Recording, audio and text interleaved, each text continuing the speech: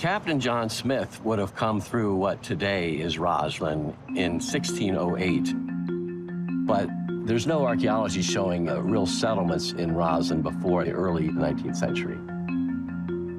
The Alexandria people had the idea of creating what became the Aqueduct Bridge that would allow barges to be transported across the Potomac in a water trough atop the bridge with a carriage path next door to it.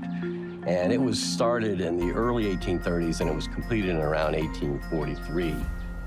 Then you have the Civil War, where Fort Corcoran was quickly assembled in 1862 to guard the Aqueduct Bridge, to prevent Confederates from using it. The Union planners knew that they were very capable of sacking the nation's capital, so they had to guard every entranceway.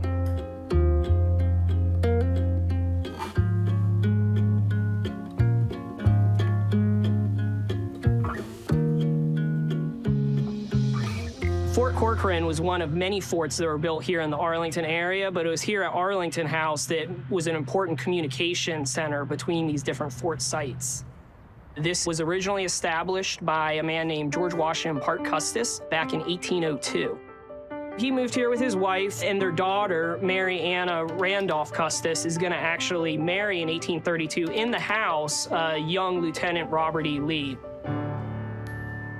So it was here at Arlington House in 1861 that Robert E. Lee is going to face the decision of whether to resign from the Army or not.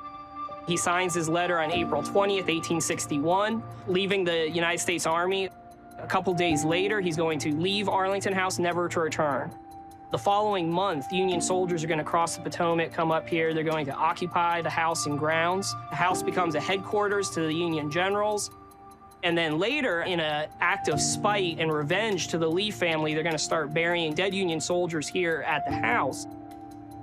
Arlington House today is still at the center of a living cultural resource in Arlington National Cemetery. It's become the most important burying ground in the entire nation.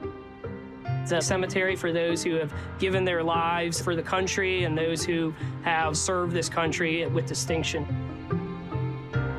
Arlington House was restored by the Army to be what it was like in 1860, right before the American Civil War.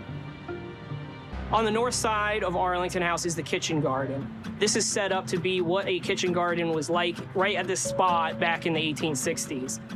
It was farmed by the enslaved people here at Arlington House.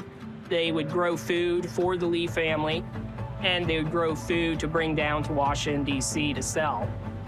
Today, we're growing food there, except we are donating the food that we're gathering here to the Arlington Food Bank. And it's maintained by National Park Service volunteers who come here to help grow the food, to show people the plants and vegetables and fruits that they would have grown here. Irish potatoes, carrots, cabbage, fruit trees lining the path. All of this is actually very historically accurate. This is close to what would have been here back in 1860. So it's just neat to see the amount of thought that goes into this garden. People can connect with their history here, but then also to have that added benefit of knowing that you're doing something to help the community as well.